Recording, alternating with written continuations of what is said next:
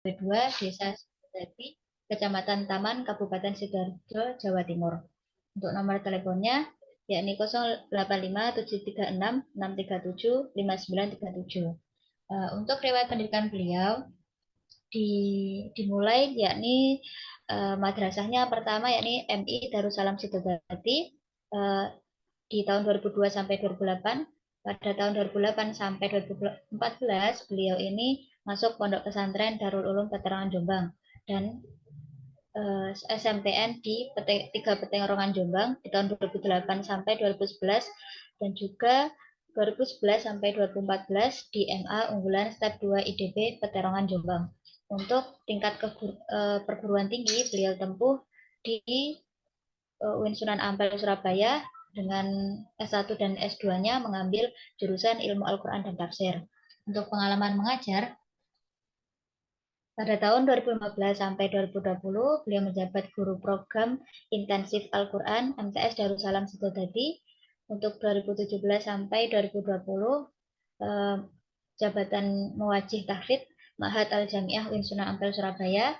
2018 sampai 2021, tutor program peningkatan kompetensi baca tulis Al-Quran di Ma'had Al-Jamiah UIN Sunan Ampel Surabaya. 2018 sampai 2021, tutor program peningkatan kompetensi keagamaan di Ma'had Al-Jamiah UIN Sunan Ampel Surabaya, dan di tahun 2021 sampai sekarang beliau menjadi dosen tetap Prodi Ilmu Al-Quran dan Tafsir di UIN Sunan Ampel Surabaya. Nah, langsung saja pada acara inti, yakni penyampaian materi kepada pemateri kita pada hari ini, yakni Ustadz Fabirul Amru. Waktu dan tempat dipersilahkan. Oke, baik. Saya izin share screen ya. Oke, monggo Bapak. Bismillahirrahmanirrahim. Assalamualaikum warahmatullahi wabarakatuh. Waalaikumsalam warahmatullahi wabarakatuh. Alhamdulillahirabbil alamin. Assalatu wassalamu ala asyrafil anbiya'i wal mursalin. Sayyidina wa maulana Muhammadin wa ala alihi wa sahbihi ajma'in. La hawla wa la quwwata illa billahil aliyyil azim. Rabbi syrah li sadri wa yassir li amri wahlul 'uqdatam min lisani yafqahu qawli. Rabbi zidni ilma warzuqni fahma bi rahmatika ya arhamar rahimin. Alhamdulillah pada pagi hari ini kita bisa berkumpul bersama di ruang virtual untuk belajar bareng menulis karya ilmiah ya dan transliterasi Arab. Eh, Ketika saya disodorkan tema ini oleh Bu Wilda, yang terbersit benak saya itu karya ilmiah yang merujuk ke skripsi ya. Karena tipologi karya ilmiah itu kan cukup banyak ya. Ada yang populer, ada yang semi formal, ya, ada yang formal. Nah, yang terbersit di benak saya itu yang formal ya. Dalam konteks perkuliahan strata 1 ya, S1 itu ya tidak lain adalah skripsi itu. Maka pembahasan kita, diskusi kita pada siang hari ini, pada pagi menjelang siang ini ya, ini akan fokus pada skripsi, ya, fokus pada skripsi. Bagaimana kemudian menulis karya ilmiah yang dalam hal ini adalah skripsi yang baik dan benar. Eh, nah, ini masalah adalah jantung karya ilmiah. Jadi yang patut kita perhatikan bersama teman-teman ya. Eh, Dalam karya ilmiah itu kan ada banyak aspek, ada banyak komponen. Mulai dari masalahnya apa, kemudian identifikasi masalahnya, yang lebih spesifik, batasan-batasannya itu seperti apa. Ya. Kemudian kalau sudah clear tujuan penelitian ini, ya, tujuan penelitian ini itu apa, lalu metode penelitian yang digunakan itu apa, ya. Kerangka teoretik ya atau bangunan teori yang mau dipakai oleh peneliti dalam karya ilmiah ini itu seperti apa, ya, dan seterusnya. Kan cukup kompleks ya. Eh, Nah, dari sekian hal itu, dari sekian aspek yang ada dalam karya ilmiah itu, yang terpenting, yang menjadi jantungnya tidak lain adalah masalah, gitu ya. Tanpa ada masalah, ya tentu karya ilmiah nggak akan wujud, ya, tidak akan wujud. Nah, munculnya masalah itu biasanya karena empat hal ini, Rek. Ya, karena empat hal ini. Pertama tantangan, kedua kesangsian, ketiga ambigu, ya, ambiguitas, kekaburan gitu ya maksudnya, kekaburan, kesamaran, yang keempat kesenjangan. Tantangan misalnya, tantangan. Oh ya, saya belum tahu lebih jelas ini ya, KLM ini yang mengikuti atau lebih spesifik lagi yang hadir di ruang virtual sekarang ini itu jurusannya prodinya IAT semua atau sekarang ada yang ILHA atau ada yang prodi-prodi lain atau gimana? Iya Bapak, lintas prodi juga ada yang ikut. Oh, lintas prodi juga ada yang hadir di sini ya. Oke, Oke. Ya, semisal tantangan ya, tantangan. Masalah yang muncul karena tantangan. Eh,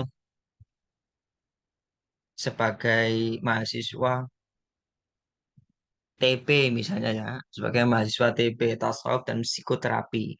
Nah,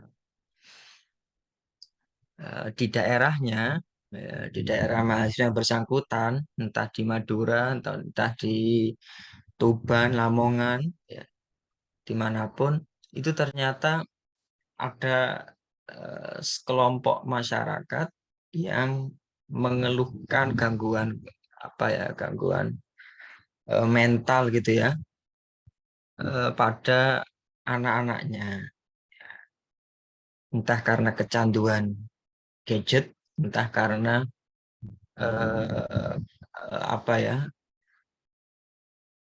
adanya interaksi yang tidak diinginkan ya dari anak ini dengan makhluk-makhluk yang tak kasat mata gitu. Eh, Akhirnya mereka berhubung ngiranya kita ini mahasiswa tasawuf dan psikoterapi itu bisa bisa menyembuhkan hal-hal yang seperti itu ya, gangguan-gangguan mental yang seperti itu, maka mereka larinya ke kita. Ini kan tantangan kan, berarti kan kita mempertaruhkan nama baik kita kan gitu, reputasi kita sebagai mahasiswa TP tasawuf dan psikoterapi. Nah, hal seperti ini itu bisa kemudian dimunculkan sebagai sebuah masalah dan itu menginspirasi mahasiswa yang bersangkutan untuk meneliti tema tersebut ya, sebagai topik utama skripsinya ya. Jadi nanti kajiannya kajian lapangan gitu. Kajian lapangan. Contoh lain misalnya kalau IAT ya living Quran itu eh, atau bukan hanya living Quran, misalnya ada manuskrip gitu ya, ada manuskrip kuno di sebuah daerah gitu ya, dan itu memerlukan perhatian khusus, perhatian yang cukup serius dari teman-teman IAT karena butuh digali lebih lanjut mengenai manuskrip ini. berbagai informasi terkait dengan manuskrip ini. Ditulis oleh siapa, kan itu.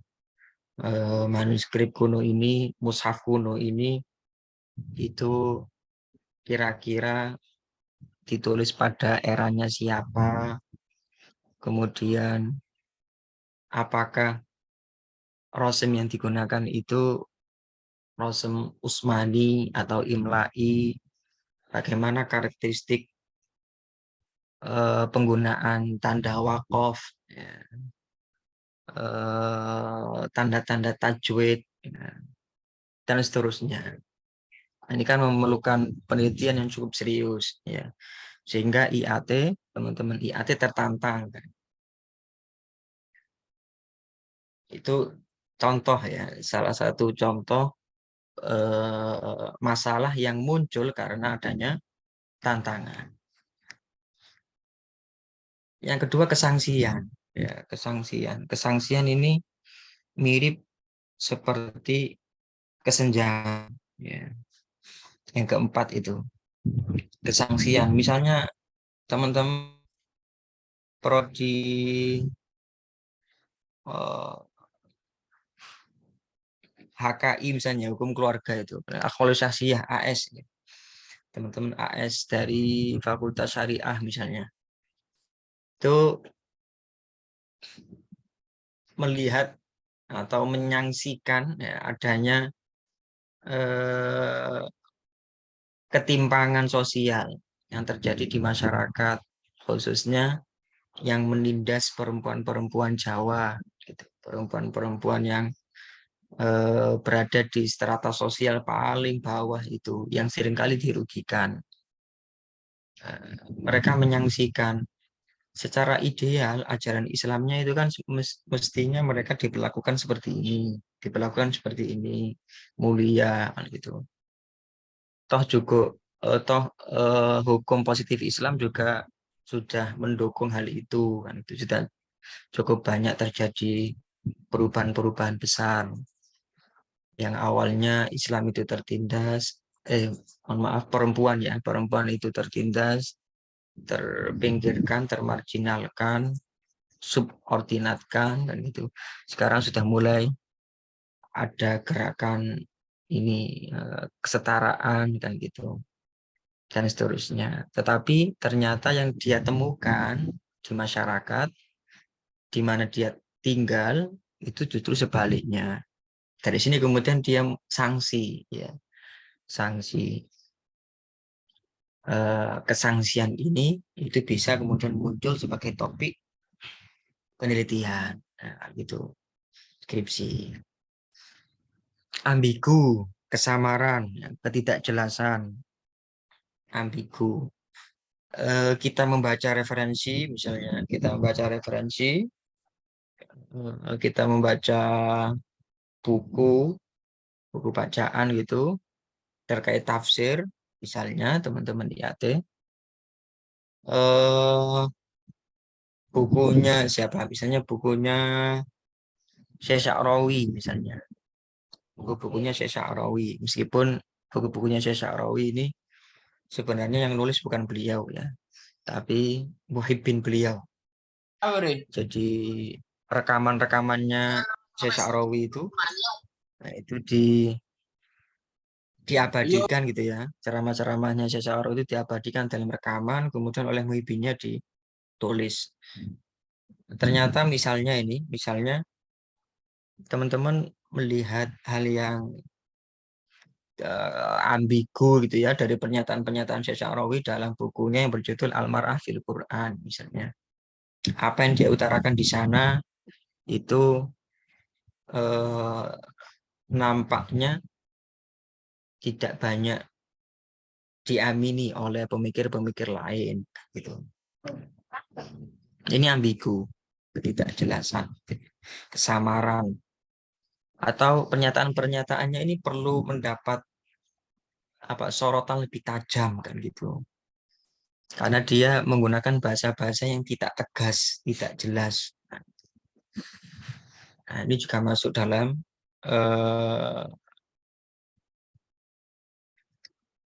latar belakang ya munculnya masalah. Yang keempat, kesenjangan. Nah, kesenjangan ini macamnya banyak hal, dan ini yang biasanya muncul memunculkan ya. Ini yang biasanya memunculkan latar belakang masalah teman-teman itu di Usuluddin khususnya. Ya. Biasanya kesenjangan antara teori dengan praktik, ya. Antara yang diharapkan dengan kenyataan, antara pernyataan-pernyataan tokoh yang berkompeten di bidangnya dengan kenyataan yang ada,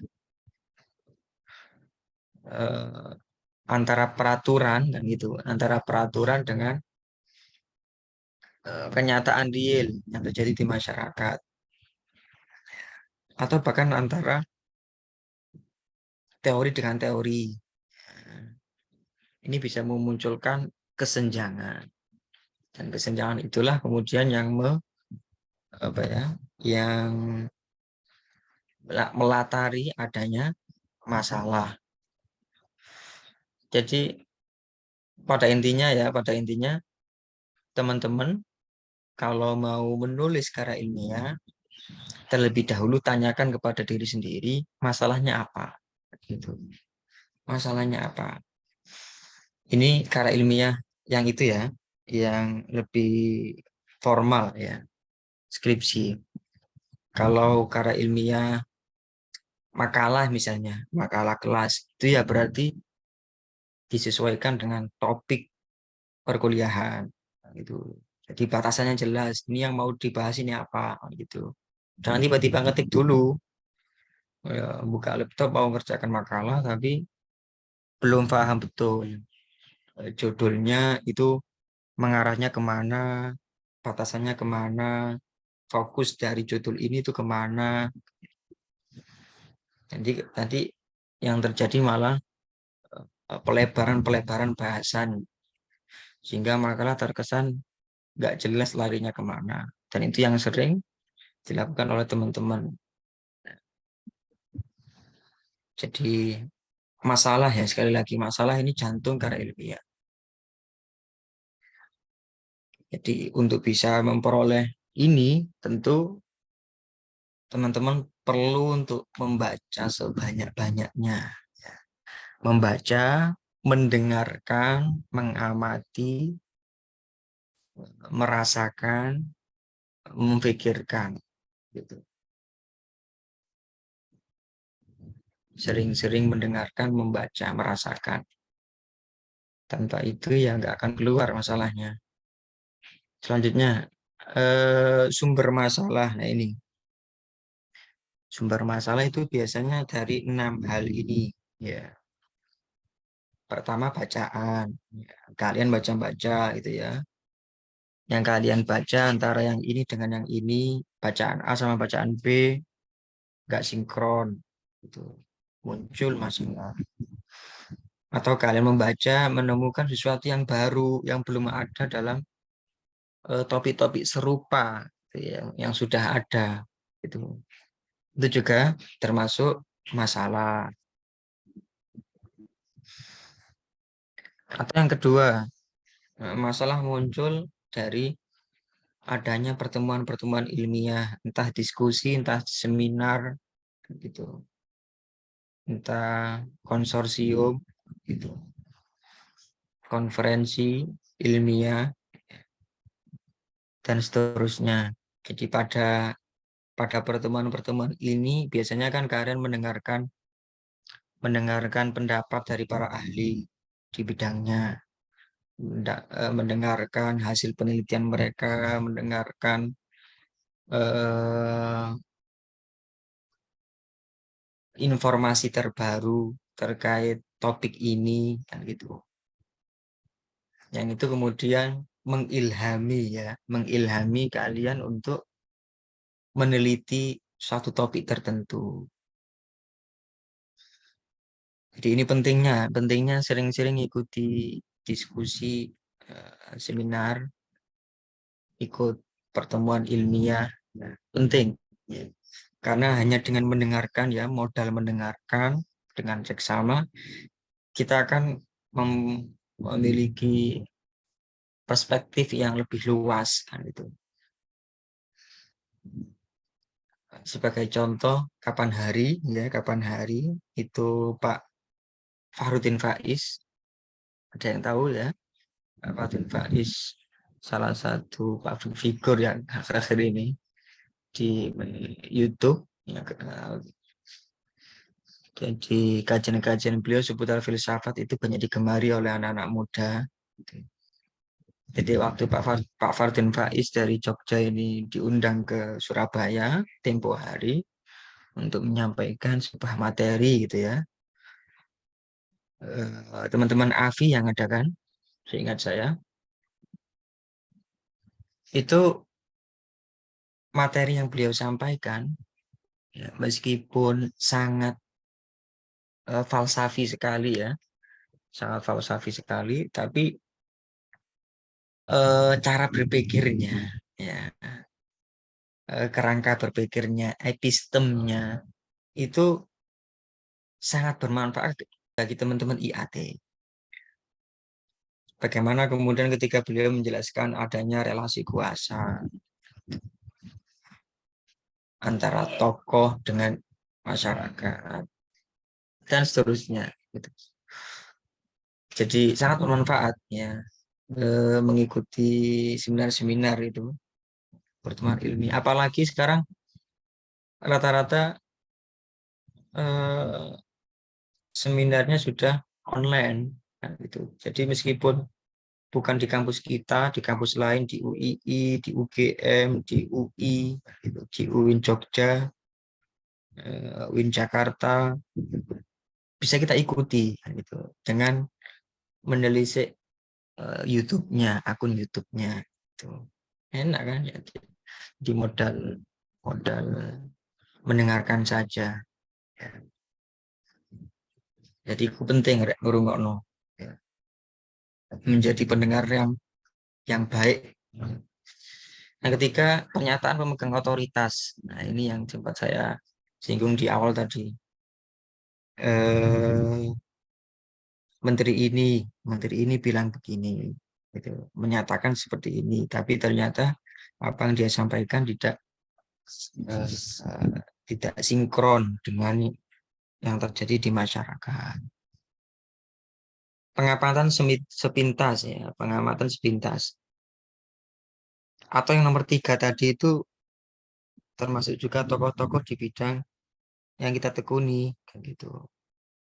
Tokoh-tokoh orang-orang yang sudah kita anggap sebagai tokoh yang punya otoritas di bidang keilmuan yang kita tekuni.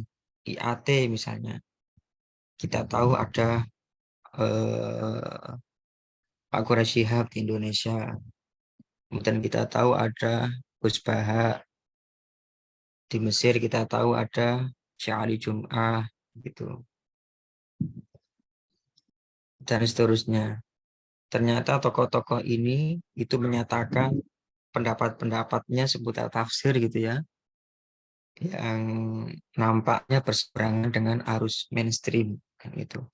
Itu kan akhirnya bisa kita teliti lebih lanjut. Atau pernyataan-pernyataan beliau itu, pendapat-pendapat beliau itu terasa segar gitu ya, membawa angin baru. Nampak sedikit berbeda dengan yang sudah ada. Jadi akhirnya kan bisa kita teliti lebih lanjut. Jadi pemegang otoritas. Atau public figure. Ya, public figure itu nggak mesti punya otoritas di bidang yang kita tekuni ya. Kalau public figure itu, pokoknya public figure itu dia punya massa yang banyak, dia punya viewers yang banyak. Ya, berhubung dia punya viewers yang banyak, maka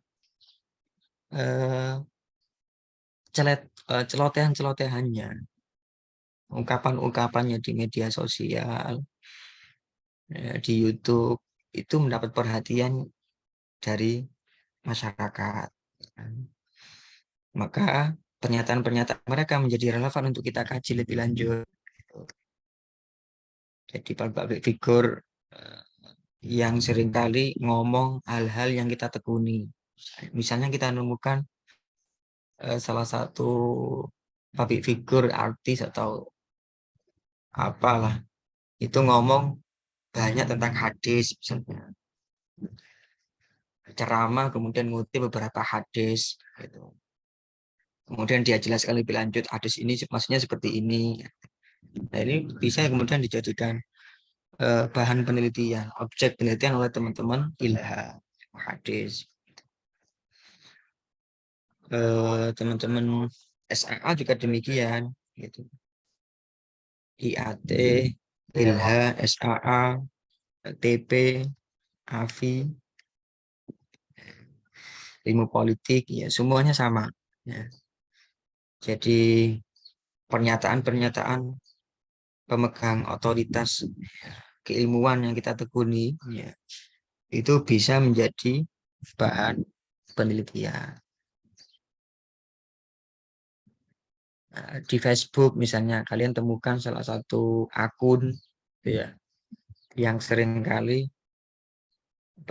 membuat status tentang tema yang kita tekuni, ya. Ada hubungannya dengan IAT, ada hubungannya dengan ILHA, ada hubungannya dengan TP dan seterusnya. Nah, itu bisa kemudian kita teliti lebih lanjut, ya. Dan itu sudah banyak banyak contohnya. Nah, contoh-contoh kajian serupa. Yang keempat, pengamatan sepintas. Seperti yang pernah saya singgung sebelumnya tadi, ya sudah saya singgung sebelumnya tadi, ada semacam gap kesenjangan antara yang kalian harapkan dengan yang kalian rasakan, gitu. Antara yang kalian baca dengan yang ada di realitas sekarang, pengalaman pribadi atau kolektif, perasaan intuitif. Nah, yang perlu diperhatikan, ya, menentukan masalah itu tidak sembarangan, tidak sembarangan. Setidaknya ada 5 hal ini yang perlu diperhatikan teman-teman, ya, sebelum menulis karya ilmiah itu, Pak. Sebelum menulis karya ilmiah dalam hal ini skripsi, ya, itu kalian tadi kan perlu untuk menentukan masalahnya, mendefinisikan masalahnya seperti apa, batasannya seperti apa. Nah, langkah-langkah ketika menentukan masalah itu loh, setidaknya kalian harus bisa menjawab 5 hal ini. Ya. Kalian menemukan satu topik persoalan. Coba sekarang di sini yang ada yang ikut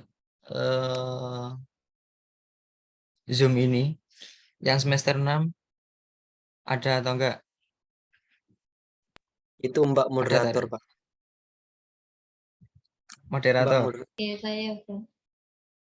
Iya. Sudah ngajukan judul, Mbak? Masih belum, Ustaz. Masih proses dulu. Masih proses. Sudah menemukan gambaran umum? Belum? Sudah, temanya sudah. Apa? Tentang apa? Kira-kira? Lebih ke kajian tokoh, Ustaz. Kajian Tokoh-tokoh. tokoh. Iya. Apa tokoh Nusantara kah? Tokoh Mufasir Mesir, Farid Wajidi. Mufasir? Mufasir Mesir, Namanya? Farid Wajidi, Ustaz. Oh, Muhammad Farid Wajdi. Iya. Al-Mushaf Al-Muyassar. Iya. Juga punya apa itu namanya, ensiklopedi itu, ya. Nah, misalnya sudah ketemu ini, sudah ketemu gambaran umumnya, gambaran globalnya, sudah mau meneliti Farid Wajdi, karyanya Al-Mushaf Al-Muyassar misalnya. Itu, Mbak, yang mau dikaji yang Al-Mushaf Al-Muyassar atau yang lain? Dia yang karya Al-Musaf Al-Muyassar itu, Ustaz. Iya, jadi sudah ketemu ini eh, bukunya, sudah ketemu tokonya, juga ketemu. Oke, jadi jelas kan? Nah, sekarang perlu menjawab 5 pertanyaan ini, sehingga nanti diketahui layak nggak sebenarnya peneliti itu meneliti Al-Mushaf Al-Muyassar karya Farid Wajdi. Satu, visible. Visible itu ngomong apa ya?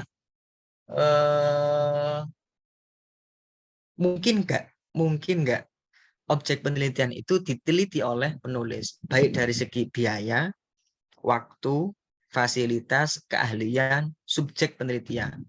Biaya misalnya, ketika Mbak Novita ini sudah menentukan Farid Wajdi dengan karyanya Al-Mushaf Al-Muyassar, mungkin nggak Mbak Novita itu mampu meneliti ini dari segi biaya? Kalau dijawab mampu Pak, karena itu sudah ada PDF-nya. Jadi bisa lah gitu ya. Bisa lah untuk lakukan. Oke. Waktunya gimana? Waktunya gimana? Apakah Mbak Novita yakin untuk meneliti karya Farid Wajdi ini bisa selesai dalam waktu yang ditentukan ya, sebelum semester 9 kan gitu, atau jangan-jangan ini nanti molor karena karyanya cukup cukup berat berbahasa Arab misalnya. Kalau sudah dijawab mampu Pak, mampu, oke. Fasilitasnya, segala hal yang diperlukan oleh Mbak Novita untuk meneliti Farid Wajdi dengan Al-Mushaf Al-Muyassarnya ini ada atau enggak? Ya, ada atau enggak? Jangan-jangan Farid Wajdi ini tokoh yang enggak jelas gitu.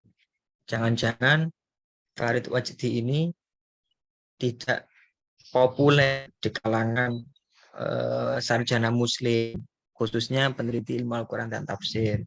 Kalau sudah dijawab enggak Pak, itu berbagai fasilitas terkait Farid Wajdi ini sudah ada gitu ya. Maka selanjutnya keahlian. Peneliti itu punya kompeten nggak? Nah, peneliti punya kompeten nggak untuk bisa meneliti Al-Mushaf Al-Muyassar ini? Ternyata nggak kompeten, ya berarti ganti ganti topik kan itu. Ternyata misalnya Mbak Novita sebenarnya punya bakatnya itu, keahliannya itu bukan di penelitian tokoh, tapi lebih ke penelitian lapangan, hifdzul Quran gitu. Karena pinter pinter berbaur dengan masyarakat misalnya. Maka ya sebaiknya Farid Wajdi tidak dijadikan sebagai objek penelitian. Tuh.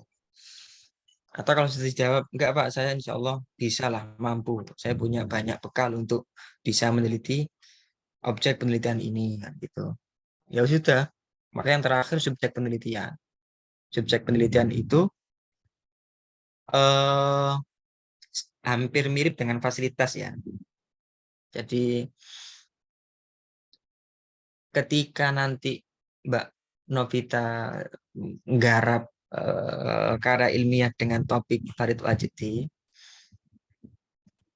Mbak Novita mampu nggak menggali informasi, segala informasi berkenaan dengan beliau. Beliau itu siapa, ya, terpengaruh oleh gagasan-gagasannya siapa, kemudian murid-murid beliau itu siapa saja, karyanya beliau siapa saja, apa saja, beliau berguru di mana, kan gitu. Tumbuh besar dalam lingkungan sosial, budaya, pendidikan politik yang seperti apa. Ini harus bisa terbaca. Ternyata tidak ada misalnya, tidak ada tidak ada satu referensi pun yang bisa kita gunakan untuk meneliti beliau. Berarti ya perlu ditangguhkan terlebih dahulu, nah, gitu ya. Perlu ditangguhkan terlebih dahulu sambil mencari-cari yang lain. Jadi oke, visible. Katakanlah Mbak Novita sudah berhasil menjawab visible. Ya, karya ini sangat layak untuk kita teliti. Yang kedua, ini interesting. Ya, ini yang lanjutan dari yang keahlian yang di atas itu. Ya, keahlian yang hubungannya dengan visible itu. Jadi interesting ini sesuai dengan bidang kepakaran, minat dan perhatian kita sebagai peneliti. Maka dalam menentukan topik penelitian itu jangan sekali-kali milih topik masalah yang kita sendiri tidak atau belum benar-benar ahli, belum benar-benar menguasai pembahasannya, kan gitu. Nanti karena yang bingung kita sendiri, nanti yang bingung. Proposal sudah selesai di ACC, pengerjaannya akhirnya molor 3 semester, kan gitu ya. Karena tidak sesuai dengan minat kita, perhatian kita. Kemudian novelty. Jadi Mbak Novita harus benar-benar mampu menjelaskan nanti topik yang dikaji itu menguatkan, membantah, melengkapi, atau berbeda dari penelitian-penelitian sebelumnya. Gitu. Kan sudah ada tuh penelitian-penelitian sebelumnya tentang Farid Wajdi. Nah, posisi penelitiannya, posisi karya ilmiahnya Mbak Novita itu di mana? Gitu. Menguatkankah, membantahkah, melengkapikah, atau berbedakah? Jadi harus ditunjukkan. Jadi ini pentingnya nanti menggali penelitian terdahulu. Ya, penelitian terdahulu. Kemudian etika, terutama dalam penelitian terhadap manusia. Entah teman-teman ilmu politik Islam gitu ya, atau SAA atau TP yang lebih sering subjek penelitiannya itu manusia. Ya, ini penting untuk memperhatikan etika penelitian. Jadi nggak boleh serampangan, nggak boleh ngawur. Termasuk juga dalam etika itu adalah penggunaan sumber referensi yang jelas, tidak duplikat, kan itu tidak ciplakan. Ya. Jadi ide penelitian yang kita tawarkan itu benar-benar murni dari kita, kan gitu, bukan ciplakan orang lain, ya. Bukan hasil uh, merampok gitu ya, merampok ide orang lain. Nah, itu penting. Kemudian yang terakhir relevan. Ya. Apa relevansinya Mbak Novita meneliti Farid Wajdi itu, kan gitu. Relevansinya bagi perkembangan ilmu pengetahuan, dalam hal ini bagi IAT secara teori dan praktis itu relevansinya seperti apa? Nah, kalau 5 hal ini sudah bisa dijawab, maka masalah yang dimunculkan oleh Mbak Novita berarti layak untuk dikaji. Ya, jadi 5 hal ini biasanya disingkat dengan FINER, ya. FINER, FINER, ya. FINER, visible, interesting, novelty, etika, dan relevan. Kemudian selanjutnya ciri masalah penelitian yang baik itu yang seperti apa. Jadi pada diskusi kali ini, kita fokus mendiskusikan masalah. Ya, kita fokus mendiskusikan masalah sebagai awal mula munculnya karya ilmiah, kan gitu. Jadi saya nggak akan lari ke mana-mana, saya nggak akan lari ke kerangka teoritis seperti apa, kemudian metode penelitian seperti apa, kan gitu. Saya nggak akan lari ke sana, nanti terlalu lebar. Saya fokuskan di sini saja, di rumusan masalah, gitu. Karena itu yang menjadi titik tolak berangkatnya peneliti ya di situ. Ya, jadi rumusan masalah yang bagus ya 4 ini. Satu orisinil, ya. 2 bermanfaat, ya, baik teoritis maupun aplikatif. 3 jelas, 4 layak. Jelas itu maksudnya nggak kabur yang mau diteliti. Misalnya gini, tadi Mbak Novita ya, misalnya yang diteliti Muhammad Farid Wajdi sama karyanya Al-Mushaf Al-Muyassar. Oke, ketemu. Yang diteliti apanya? Ya. Rumusan masalahnya itu bagaimana? Harus jelas, harus jelas. Nggak boleh gini misalnya. eh Bagaimana Al-Mushaf Al-Muyassar karya Farid Wajdi itu? Tanda tanya. Rumusan masalah 1. Itu kan nggak jelas. Bagaimana Al-Mushaf Al-Muyassar karya Farid Wajdi itu? Bagaimana maksudnya kan gitu. Yang mau ditanyakan yang apanya? Yang mau dibahas itu loh apanya? Cara penafsiran yang dilakukan oleh Farid Wajdi kah? Kan gitu. Epistem yang digunakan oleh Farid Wajdi kah? Mulai dari sumber penafsiran, metode penafsiran, corak penafsirannya, gitu. Atau eh, dialektika pemikiran Farid Wajdi dalam Mushaf Al-Muyassar ini dengan tokoh-tokoh lain yang semasa dengannya, gitu. Kan nggak jelas. Ya, jadi itu yang perlu dijelaskan dalam rumusan masalah. Ya, dalam identifikasi masalah, dalam batasan masalah. Jadi harus jelas, nggak boleh ngambang. Mau menelotoh, mau meneliti karya Firdaus An-Naim, ya, Yai Thaifur misalnya. Ya, itu harus jelas. Yang mau diteliti loh, yang apanya, yang diteliti itu apanya. Pandangan teologinya, oke. Pandangan teologinya, oke, jelas. Tapi objek penelitiannya itu kan banyak sih itu. Ada beberapa jilid kan, masa diteliti semua halaman kan gitu, semua jilid dari jilid 1 sampai terakhir. Kan perlu dijelaskan. Oh, dalam penelitian ini penulis membatasi diri pada ayat-ayat teologis, yaitu, nah ditegaskan juga, Rek, nggak boleh moro-moro ayat teologis tok ngono. Harus dijelaskan, yaitu surah ini, ayat ini, surah ini, ayat ini, surah ini, ayat ini.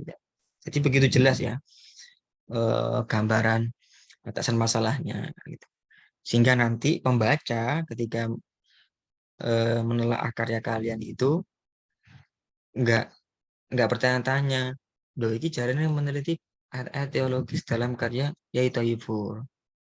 Tapi kok ayat ini nggak dibahas? Nah, gitu. Biar tidak ada pertanyaan seperti itu. Ya, karena peneliti sudah menjawab di bagian latar belakang bahwa yang di sini yang digunakan itu adalah ayat ini dan ini saja, gitu. Yang diteliti adalah ayat ini dan ini saja. Selainnya tidak, gitu. Jadi harus jelas, batasannya harus jelas. Oh, termasuk penelitian tematik, penelitian tematik itu kudu jelas.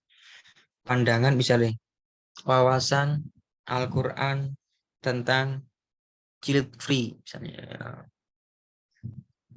gak duwe anak sing akhir-akhir iki bumi. Nah, itu bagaimana? Maka yang perlu dicantumkan dalam rumusan masalah, dalam latar belakang masalah itu, selain tema pokok ini ya, kenapa penting dikaji, itu ayat yang mau digunakan apa? Ya, ayat yang mau digunakan apa? Kemudian eh, tokoh, ya, pandangan tokoh yang mau dipakai oleh peneliti untuk menguak gagasan ini itu apa? Karena sekali lagi peneliti bukan mufasir, peneliti ya peneliti. Atau peneliti mau mengelaborasi gagasan-gagasan tokoh terdahulu dengan gagasan dia pribadi, maka bisa kemudian menggunakan teori tafsir tertentu, gitu. Misalnya dia menggunakan eh, teori kontekstualnya, tafsir kontekstualnya Abdul Said untuk meneliti tadi kawasan Al-Quran tentang guilt free dengan tentang LGBT gitu. Ya sudah, berarti kalian berusaha mengaplikasikan teorinya, teori kontekstualnya Abdul Said itu. Jadi mengumpulkan ayat-ayatnya, meneliti secara linguistiknya bagaimana, kemudian menurut audien pertama bagaimana, gitu. Konteks penghubungnya seperti apa, kemudian konteks yang kedua yang sekarang seperti apa, dan seterusnya gitu. Ya, jadi harus jelas, harus jelas. Yang tidak kalah penting adalah layak, ya layak yang hubungannya dengan ini tadi, visible. Ya, jadi layak diteliti baik dari segi biaya, waktu, alat, keahlian maupun subjek penelitian.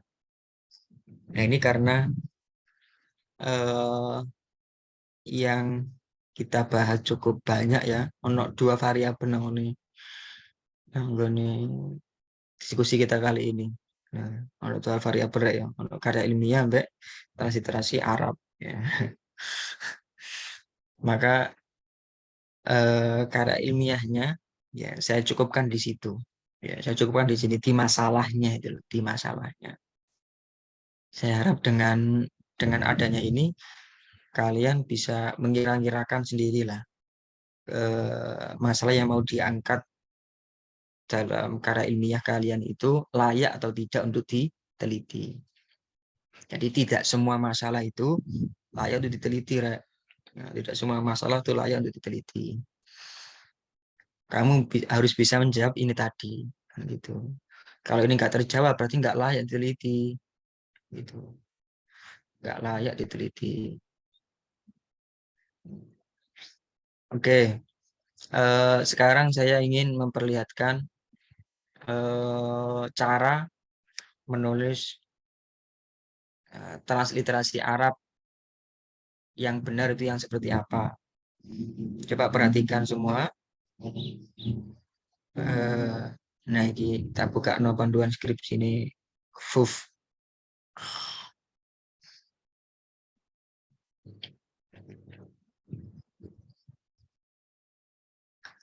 Transliterasi.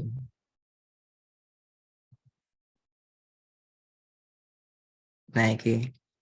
Yang pertama, teman-teman perlu menghafalkan dulu kira. Sudah terlihat ya di layar kalian? Sudah ya? Oke, sampun. Oke, sampun, Mbak. Oke. Jadi kalian harus hafal ya, harus hafal ya. Harus hafal transliterasi ini. Ya. Sebenarnya nggak ada bedanya sama yang kita ketahui dulu sejak SMP, SMA ya. Nggak ada bedanya lah. Yang mungkin beda itu satu ini, tak. Sa ya, sa. Sa itu TH. Kan gitu. Kemudian hak. Hak itu hak titik bawah. Ini salah ketik ini. Hak itu titik bawah. Kemudian zal. Yang ketiga yang biasanya agak berbeda. Zal itu kan kita seringnya DZ. Tapi dalam karya ilmiah di FUF khususnya itu pakai DH. Ya, pakai DH. Kemudian Shin itu SH bukan SY. Ya. Short S titik bawah, dot D titik bawah, ya. To T titik bawah, ya. Dot Z titik bawah. Ini yang perlu dihafalkan. Yang selainnya sama. Ya, selain huruf-huruf tadi sama. Ya. Oh iya, yang tidak kalah penting di ain. Ya, ain. Ain itu petik menghadap ke kanan. Kalau hamzah petik menghadap ke kiri. Itu kan bedanya. Ya, amat tahu bedanya. Kita ya. Ain kayak gini, petik menghadap ke kanan. Kalau hamzah petiknya menghadap ke kiri. Ya. Nah, ini perlu hafal ya. Sekali lagi perlu dihafalkan. Kenapa kok penting dihafalkan? Ya karena nanti kalau nulis makalahnya, nulis karya ilmiahnya, skripsinya benar enak. Gak buka-buka terus, buka-buka pedoman terus, gitu. Tambah suwe mari nih, kamari-mari nulisin kok. Nah, kalau sudah hafal ini, selanjutnya iki yang perlu diperhatikan. Penulisan vokalnya. Satu, jadi vokal tunggal atau monoftong itu dilambangkan dengan harokat ditransliterasikan sebagai berikut. Ya sama seperti biasalah A, I, U ya. Fathah, kasroh, dhammah. Nah, kemudian iki vokal rangkap. Nah, iki jangan sampai salah lagi ya. Perhatikan itu. Jadi vokal rangkap yang dilambangkan secara gabungan antara harokat dan huruf itu ditransliterasikan sebagai berikut. Jadi U gitu, atau au itu dilambangkan dengan mau, ida. Jadi pakai wawu ya. Jadi au itu pakai wawu. Maka tulisan transliterasinya pakai w, bukan pakai u. Jadi ai juga seperti itu. Layali, layali itu pakai y, gitu. Pakai y. Tapi kalau di akhir kalimat, berarti kayak unik tulisannya. Nggak perlu, bukan layali, nggak y, akhir y, bukan. Tapi layali, i, kemudian dikai seret. Jadi syams, bukan syamsiyah, double y, ya. Bukan seperti itu, tapi gini. Syamsiyah. Jadi i-nya dikasih seret gitu ya. Nah, kayak ini. Ini biasanya anak-anak sering salah ini. Jadi ini berlaku ketika huruf itu ketika kata gitu ya diakhiri dengan ya, entah ya sukun atau ya bukan ya ya nisbat ya nisbat.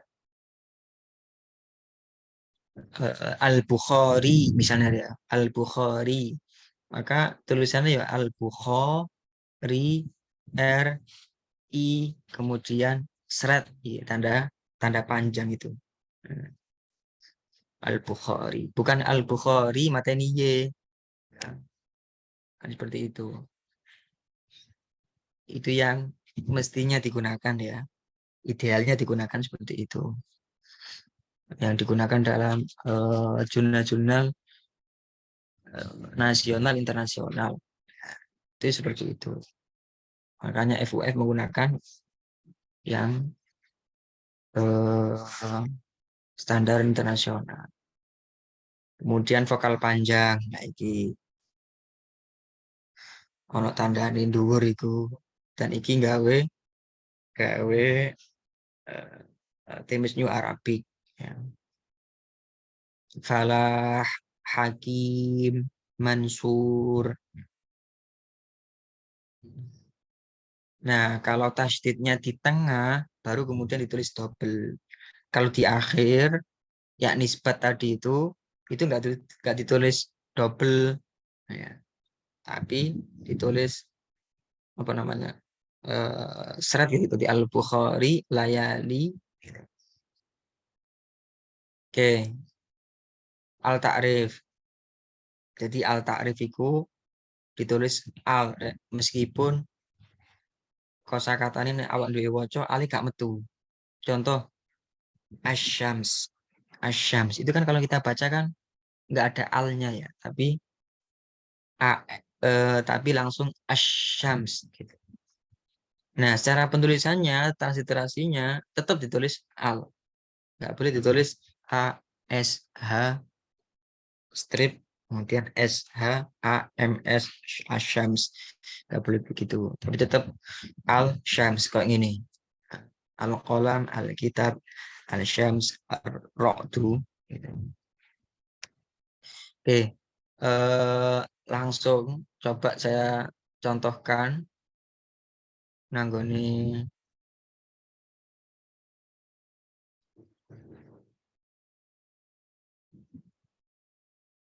Iki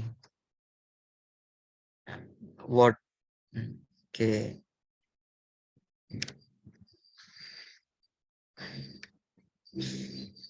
Bisa lihat kita kedek no titik ya tulisannya ya sampai kamu ketok. Misalnya ya, sekarang saya nulis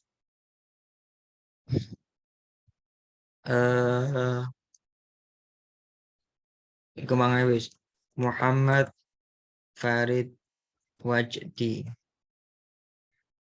Al-Mushaf Al-Muyassar. Ketok tarik meripat murek. Nggih, kelihatan. Ketok rek. Kelihatan Ustaz. Nggih. Ketok ya, aja sampai gak ketok.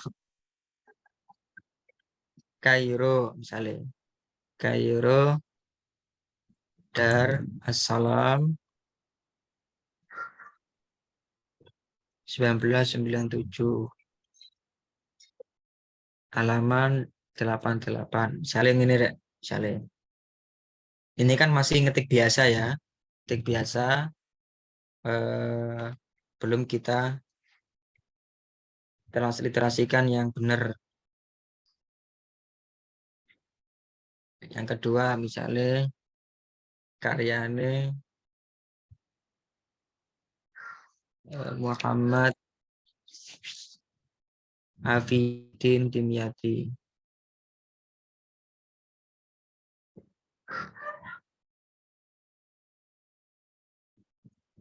Ilmu tafsir kusuluhu wa manahijuhu.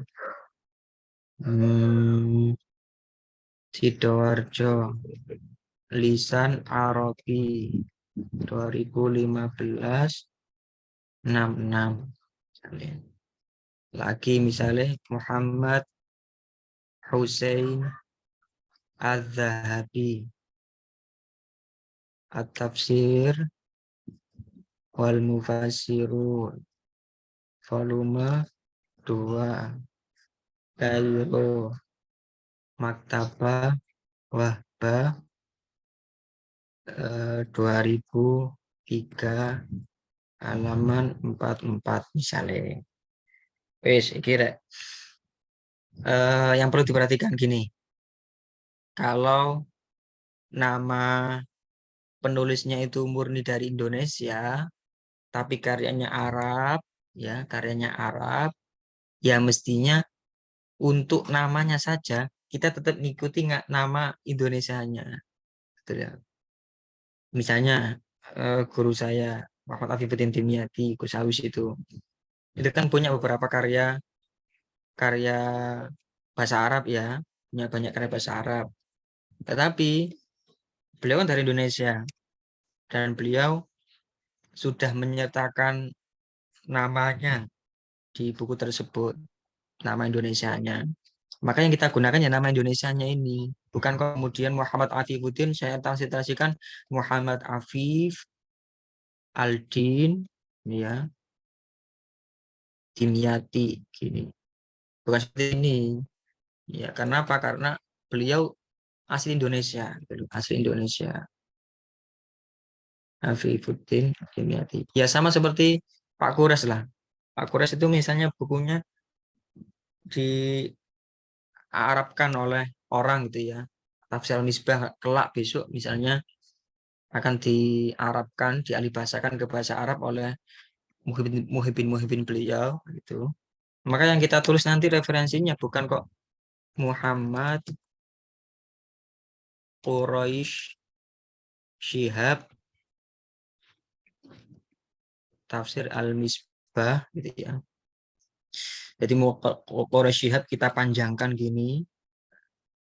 Muhammad kita kasih titik hak titik bawang ini. Enggak seperti ini ya.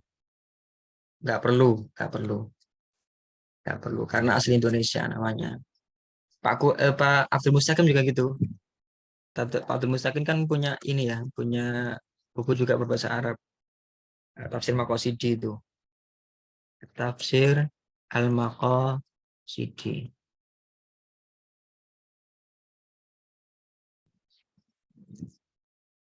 Misalnya itu.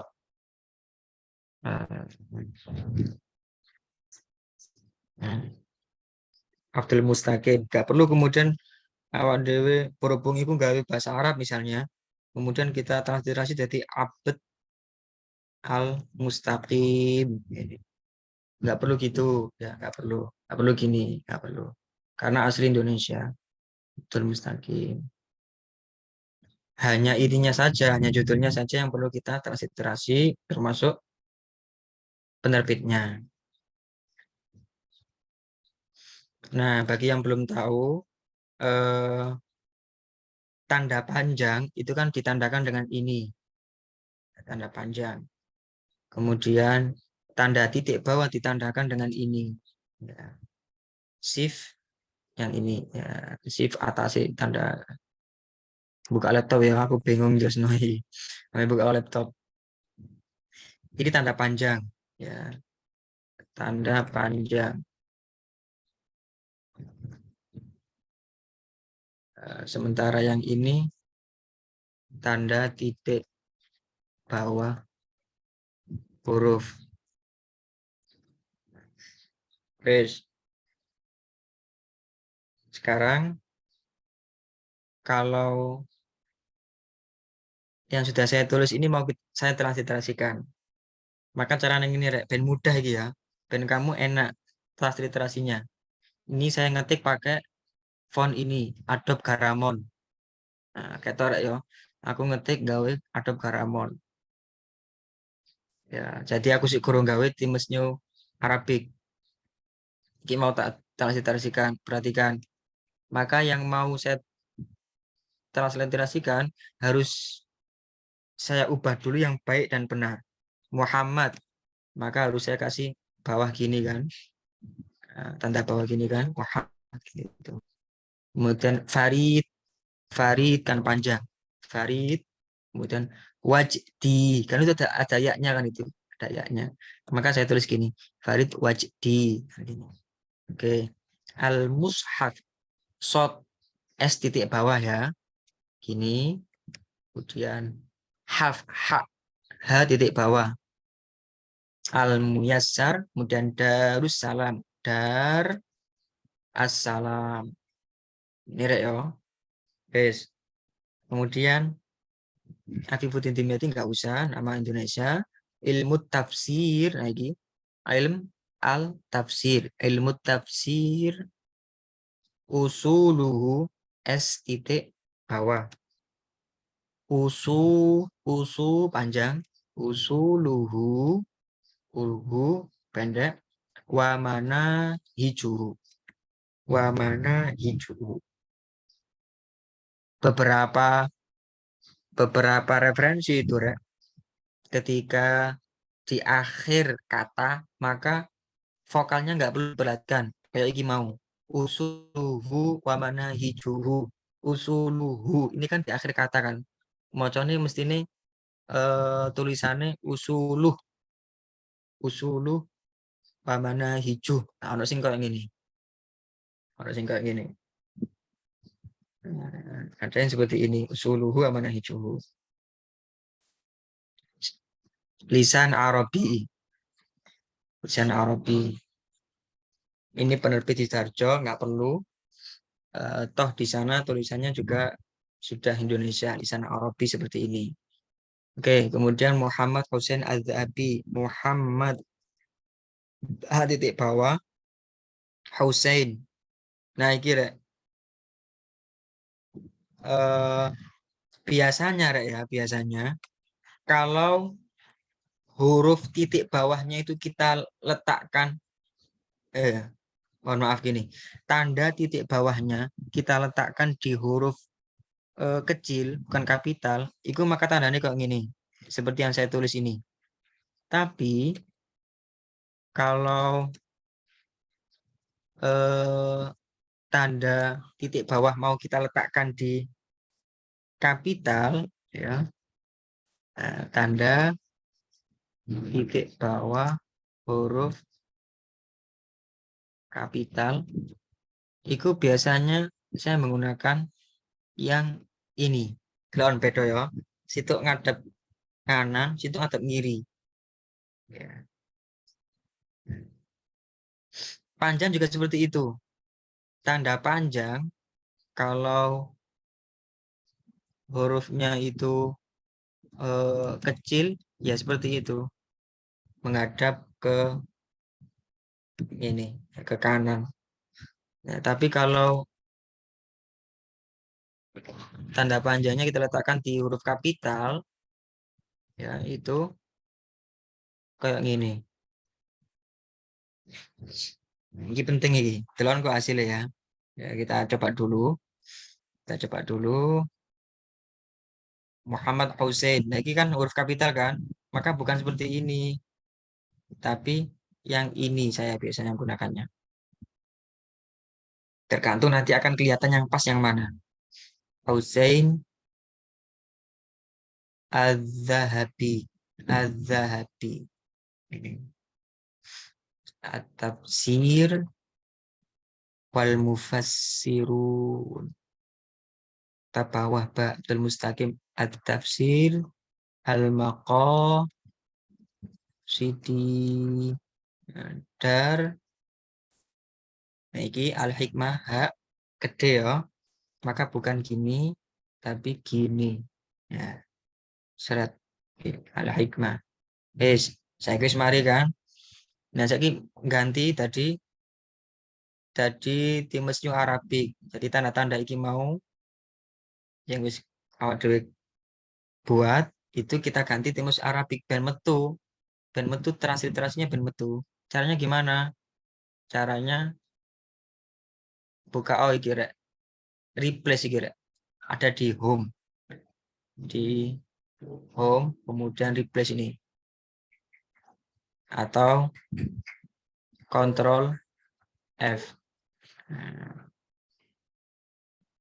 yang mau dirubah yang mana?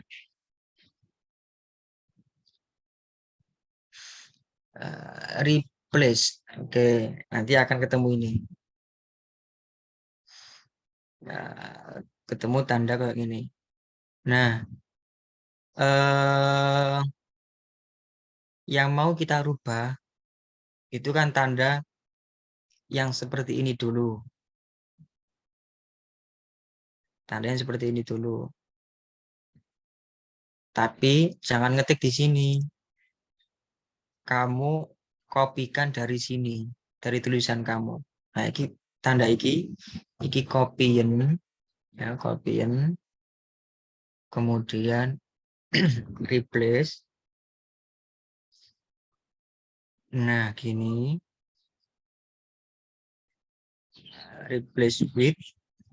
Baru kita rubah dari sini. Kemudian kita more. Ya, klik more ya, klik more. Kemudian format. Ya. Tak paling di mana ya, ben gak bingung kamu. Kira rada ruwet soalnya. Ya. Pertama, kita mau ngerubah tanda ini dulu kan. Ya, ini dari timus Arabik. Oke, iki tak blok, tak copy. Tanda itu rek, tanda itu. Tak copy.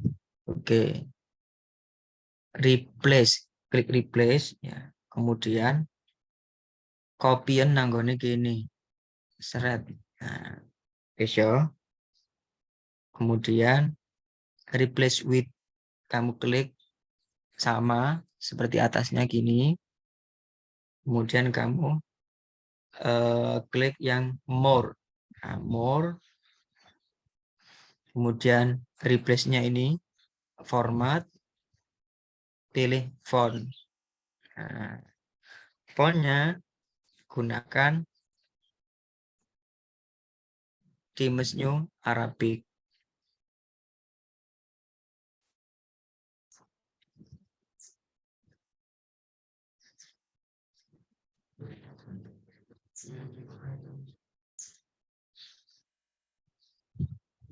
Times New.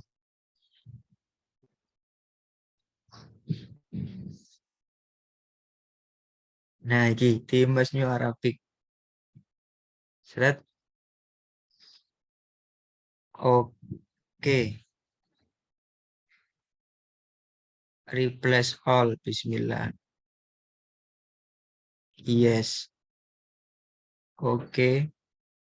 Tutup. Rek, deloken rek tadi nih rek. Lho, wis berubah ya.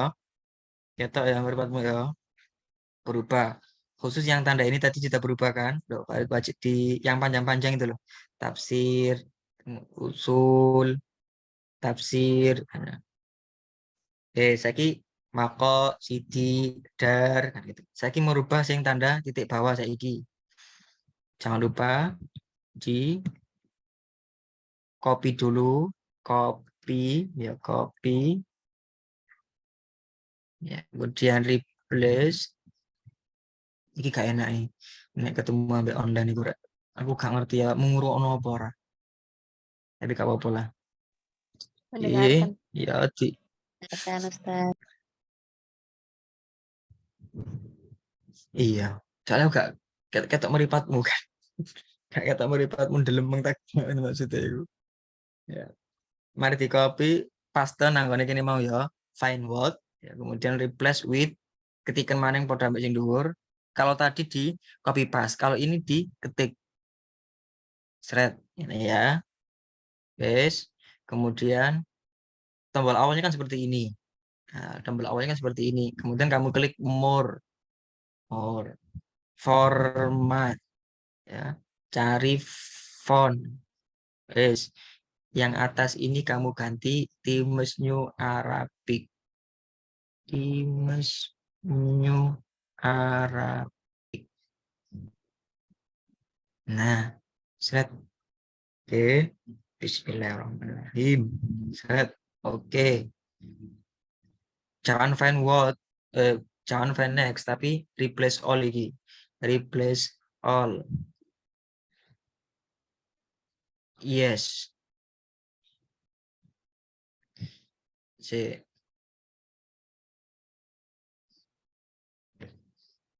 Awak dewe mulai dari awal. Ono sing salah iku mau. Ini susah-susah gampang, Rek.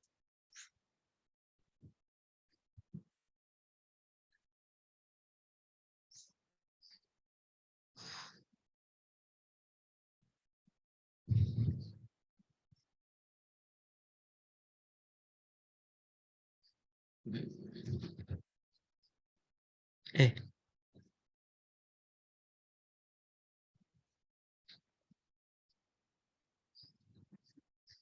nah, yang kamu perlu perhatikan itu iki Rek. Delok Rek ya. Find what ambek replace with. Itu masing-masing ada ketentuan di bawahnya itu Rek. Kamu mau mencari format font dalam kertas kerjamu itu yang fontnya apa. Kemudian kalau mau kamu ganti dengan format apa. Nah, itu. Jadi ketok ya. Tadi kan saya ngetiknya menggunakan font Adobe Garamond Pro. Wes, jelas. Mau saya ganti untuk khusus tanda-tanda yang ini, saya ganti Times New Arabic kan ngono. Intinya nanggung intinya. Ya. Jadi misalnya kalian ngerjakan pakai Times New Roman, ya kemudian kalian transliterasi, maka nanti cara ngubahnya yang bagian atas itu fontnya Times New Roman, yang bawah itu Times New Arabic. Ya. Kemudian di replace. Ketemu 6, Rek. Ketemu 6. 7. Oke. Wis ganti Rek ya. Muhammad gitu ya. Al-Mushaf gitu ya. Loh ini kok belum Pak Hussein? Iya soalnya kan ini tandanya beda. Bukan bukan gini kan. Nah, tapi kebalik kiri. Maka kita perlu itu lagi. Copy, replace. Kita carinya Adobe Garamond Pro, kemudian kita ganti Times New Arabic. Oke, replace all. Ketemu loro. Sip. Wis ganti Rek ya. Itu enak. Jadi misalnya kalian ngerjakan 50 halaman loh ya. Nggak perlu ganti situ situ nggak perlu. Jadi langsung kayak mau. Silakan bila mau ada yang ditanyakan monggo.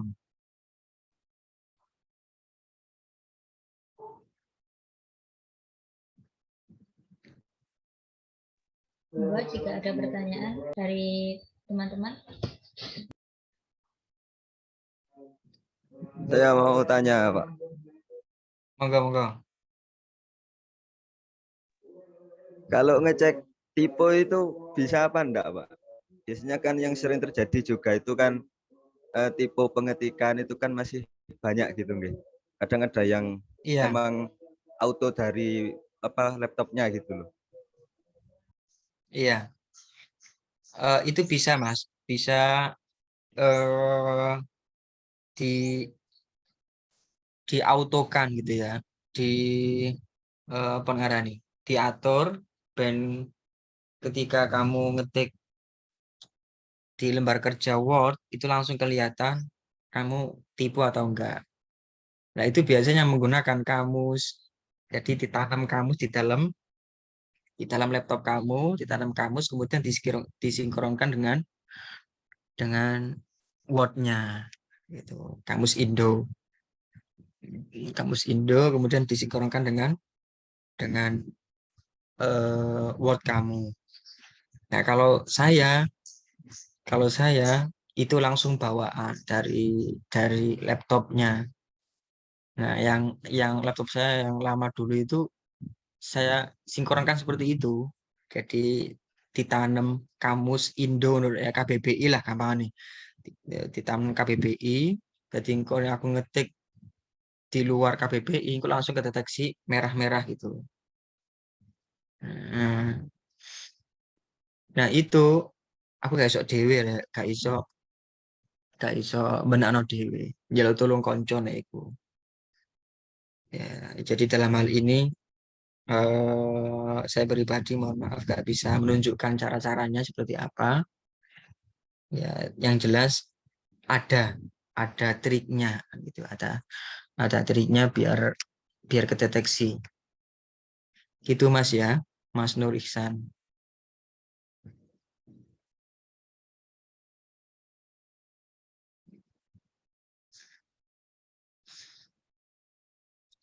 Saya Mau mau tahu ya? bertanya, Pak. Monggo monggo. Itu di penulis yang dari Indonesia kayak Afifuddin Dimyati. Kan kalau di kitabnya itu ditulis Arab juga, Pak. Kayak di Sofaul Lisan dan juga yang lainnya itu kan ditulis Arab. Nanti tetap Mm-mm. tetap mengikuti yang kitabnya itu apa yang sesuai dengan bahasa Indonesianya aja. Bahasa Indonesianya aja Mas. Jadi Oh. khusus untuk nama, Mawaridul Bayan fi Ulumil Quran, Shafa'ul Lisan, Majma'ul Bahrain fi Ahadits Tafsir, Minas Sahihain misalnya. Itu semuanya yang ditulis Arab adalah judulnya. Judul kalau penerbitnya dari luar Kairo, Mesir, cetakan terbaru itu ya berarti sama penerbitnya gitu. Khusus namanya ya tetap ditulis Indonesia gitu. Tetap ditulis Indonesia. Tapi nanti kalau Karena ditulis gini, Indonesia, enggak. karena nanti itu kaitannya sebenarnya juga di Google Scholar ya. Google Scholar. Jadi di Google Scholar beliau kan ada Google Scholar-nya. Dan itu kan beliau ada beberapa karyanya kan di situ. Itu kalau kita pakai transliterasi murni Afif Aldin ya nanti nggak akan sinkron ke sana. Akan sinkron ke sana. Di samping itu sekali lagi beliau adalah penulis Indonesia gitu. Jadi namanya itu nama-nama Indonesia gitu. Bukan nama Arab sehingga tidak perlu kita transliterasikan gitu. Sama seperti namamu lah Mas, Khairul Atfal. Ya. Jadi misalnya besok-besok punya karya misalnya, ya, tafsir Al-Atfal misalnya, ya tetap meskipun tulisan sampean itu berbahasa Arab, tapi ketika saya kutip, ya tetap tak tulis Khairul Atfal seperti itu. Baru kemudian karyanya yang terasi gitu. Gimana Mas? Tapi nanti itu ngaruh nggak Pak? Maksud ke apa itu plagiasi? Soalnya kalau dicek itu kan pasti kena. Nah, itu bisa diatur Mas. Khusus catatan Oke. kaki itu bisa diatur. Jadi cek plagiasi itu ada triknya. Soalnya memang kalau nggak gitu ya susah kita sebagai penulis ya kan, karena 6 kosakata saja yang sama itu sudah terdeteksi plagiat. 6 kosakata loh, Rek. Kudu 6 kalimat, 6 kosakata yang sama itu sudah terdeteksi plagiat. Padahal kalau kita mengutip rujukan itu kan dalam dunia ilmu Al-Quran tafsir ya sangat wajar lah rujukan yang kita gunakan sama. Sementara ketika nulis rujukannya itu mesti ya seperti itu. Ya. Kalau ini iki mau tabutin timnya itu kok ini iki. Nah, kalau ternyata nanti kedeteksi plagiat. Nah, itu nanti bisa diatur waktu ngeceknya. Jadi khusus bagian ini tidak terdeteksi dicentang. Ada seperti itu Kak Mas. Oh, nggih, Pak, nggih. Terus itu lagi Pak, mau tanya. Untuk kutipan yang tidak ada buku atau kitabnya itu, tapi cuma ada di website, itu bisa nggak Pak sebagai daftar rujukan? Soalnya seperti kemarin itu saya cari biografinya Sayyid Muhammad itu kesulitan untuk cari biografi yang berbentuk buku ataupun yang lainnya. Itu cuma ada di beberapa website dari pesantren Al Khairat Malang kalau nggak salah. Itu bisa dijadikan rujukan atau monten Pak. Kalau Oke. memang sudah tidak ada buku atau kitab yang membahas secara detail gitu, yang maksudnya yang dipublikasikan. Oke, bagus. Langsung saya contohkan saja ya. Oke, saya tak buka no webku rek. Si langsung tak contoh no. Google Chrome share. Oke, misal iki rek. Misal aku goleki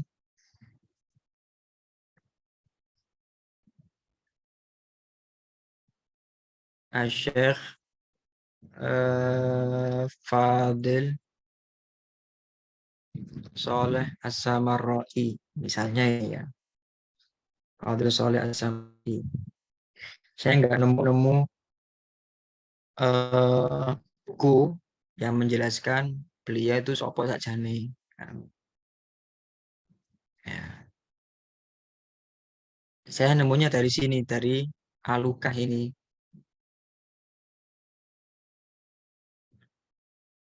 Aduh kok ketenan iki rek, ya apa bicarane iki kok ketenan iki. Gak bisa pindah iki aku.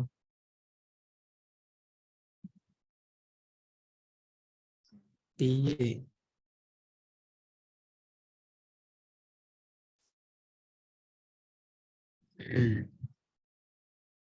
Nah, iki loh.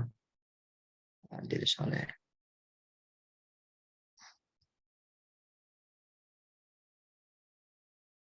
Oke, di sini misalnya Mas ya. Nemunya di sini. Eh, oke, iki gambaran sekilas biografi singkat Fadil Soleh Samaroi. Saya nemu di sini. Maka nggak apa-apa. Asalkan tadi ya, asalkan memang peneliti itu benar-benar sudah berusaha semaksimal mungkin mencari referensi sumber berkaitan dengan objek penelitiannya gitu. Ternyata sudah mentok nggak nemu, ya sudah nggak apa-apa Mas, pakai web ini. Caranya gimana? Ini di copy ya, copyin. Saiki bukaan ikumu, Wordmu, kita balik ke Word kita tadi, ke sini. Kemudian nanti kan bentuknya catatan kaki.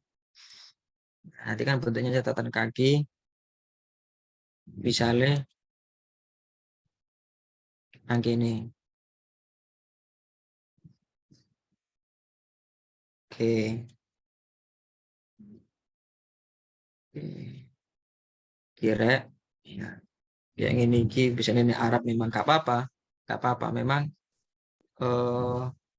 ini alamatnya memang seperti ini, ya nggak apa-apa. Gitu. Ya jangan lupa kemudian dikasih dalam kurung kamu akses kapan gitu. Ya. Diakses pada saya tanggal 18 Juni 2023. Beberapa referensi menyertakan pukul 10.36. Wis. Tapi beberapa nggak perlu pukul. Tapi cukup gini.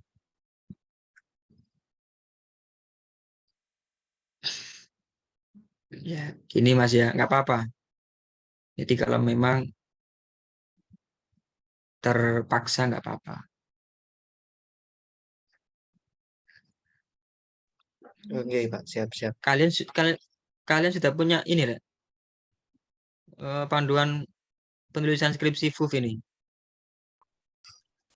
Bonten, Mbak. Mungkin nanti sekalian sama PPT jenengan yang awal gitu. Oke. Nah, ini penting ini. Ini penting untuk kamu baca panduan penulisan skripsi ini. Ini mulai dari hal yang teknis sekali ya. Pengerjaannya itu di kertas opo, ukuran piro, fontnya apa, sampai kemudian cara mengutip Al-Quran dan hadis itu seperti apa, penomoran halaman, struktur dan penomoran bab, subbab, plus kutipan langsung dan tidak langsung. Ini biasanya teman-teman agak remeh tapi sering salah. Tidak bisa membedakan kutipan langsung sama tidak langsung.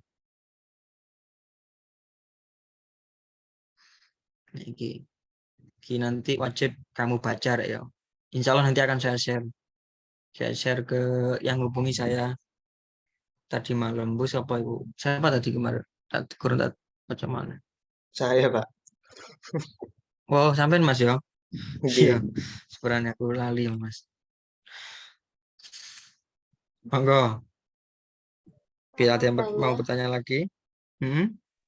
Itu kemarin kita di kelas udah dikasih sama salah satu dosen panduan skripsi itu, tapi kayaknya beda sama yang jenengan jelaskan tadi, atau itu yang terbaru?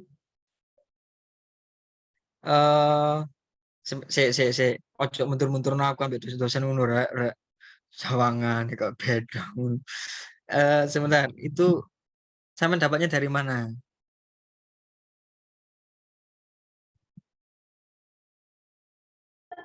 Ini disebutkan dosennya nggak apa-apa, Ustaz. Ya nggak apa-apa. Kita kemarin dapat dari Bu Wilda, soalnya kita kan dapat tugas buat bikin artikel, terus dikasih Iya. panduan itu, panduan skripsi, penulisan transliterasi juga gitu, tabelnya.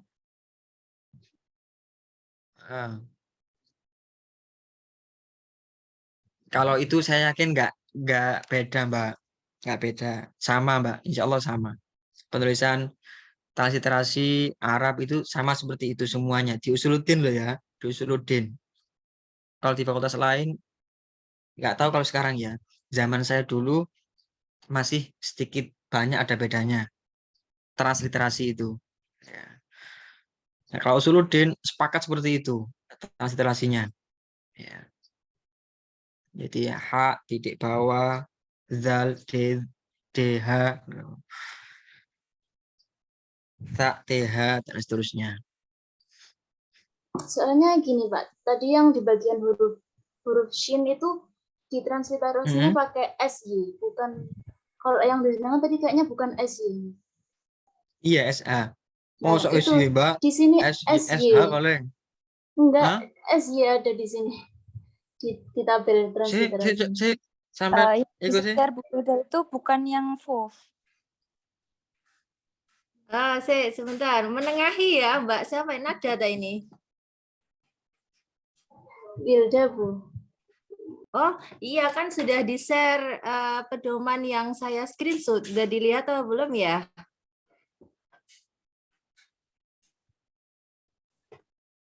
Yang terbaru itu kan yang kemarin tuh belum saya dapatkan yang menurut pedoman apa namanya fakultas. Mas Sobir ya. Nah, itu pedoman yang bukan terbaru. Kan saya bilang ini contoh pedoman tetapi belum yang lama.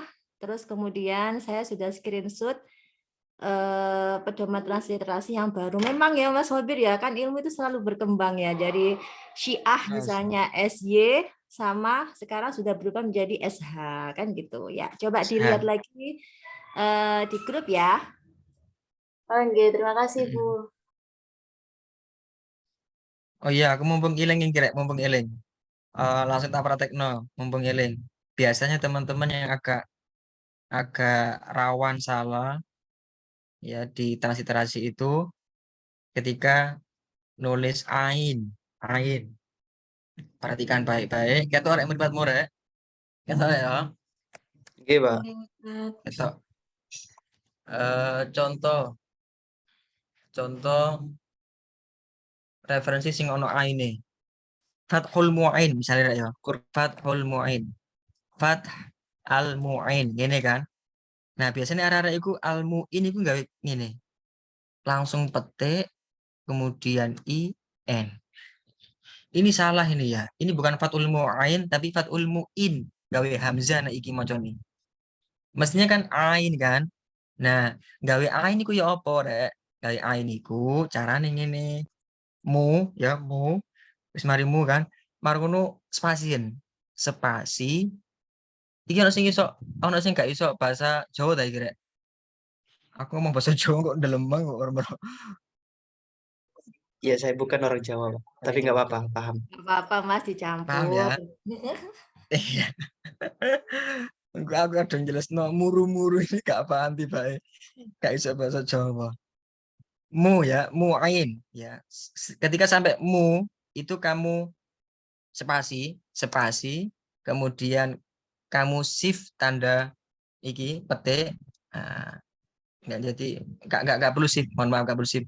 Langsung petik. Nah, kan tandanya terbalik nganan. Kemudian klik IN, muin. Kemudian kamu kembalikan, kamu hapus lagi, seret. Nah, ini fathul muin. Ono carane rek. Contoh lagi wis ben mudah. Apa rek sing ono A ini? Ayo. Apa? Qurratul Aini, Pak. Oh iya Qurratul Uyun. Wis Ini Aini, Pak. model Qurratul Ain. Qurratul Uyun. Qurrat al-uyun ya. Kalau al-uyun, kalau setelah al strip itu nggak perlu spasi, langsung seret tuh. Ini tandanya wis terbalik nganan. Nah, langsung terbalik nganan.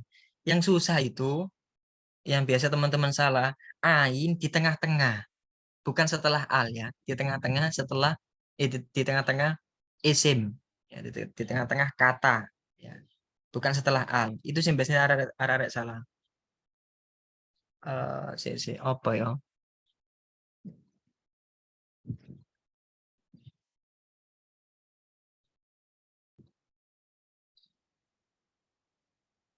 Musta'in misalnya musta'in ya musta'in nah gitu. Anak-anak biasanya musta langsung diketik petik ini kemudian in Padahal nek awakmu jeli rek, ini tandanya ke kiri, bukan ke kanan. Ingat ya, ke kiri itu hamzah. Kalau pengen ain iku kanan. Dikono koyo ngene iki. Loh, koyo ngene lho nganan. Mu'ain lho nganan. Nah, kalau ini musta'in ini masih kiri. Iki jenenge hamzah. Jadi musta'in kudu musta'in. Nek pengen musta'in ya apa? Musta'in setelah musta ya sekali lagi spasien, spasi jebret ya. Kemudian petik, kemudian i, kemudian n. Wes, kamu hapus, kembalikan lagi. Seret ini. Menurut ya? Paham ya? Nggih, Pak, paham, Pak. Oke. Monggo yang mau ditanyakan lagi. Tadi itu Pak, masalah transliterasi yang di replace itu bisa digunakan untuk semua font, bukan cuma Garamond. Iya, bisa digunakan untuk semua font. Bisa digunakan untuk semua font. Semua bentuk font asalkan kamu punya itu ya, punya Terus apa lagi? Times New Arabic ya, punya Times New Arabic. Nggih. Jadi yang perlu diperhatikan ketika mau replace, sekali lagi ya, kamu perhatikan ini. Kamu perhatikan yang kamu rubah, yang mau kamu rubah itu fontnya apa, ya. Kemudian kamu mau merubahnya jadi font apa.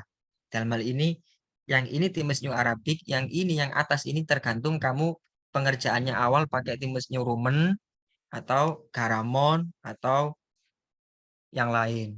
Nah, begitu.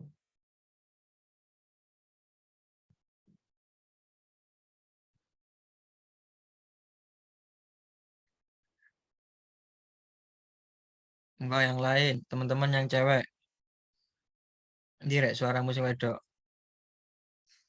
Iya, monggo teman-teman yang cewek. Iya, masuk sing lanang tok ae iki mau sing aktif.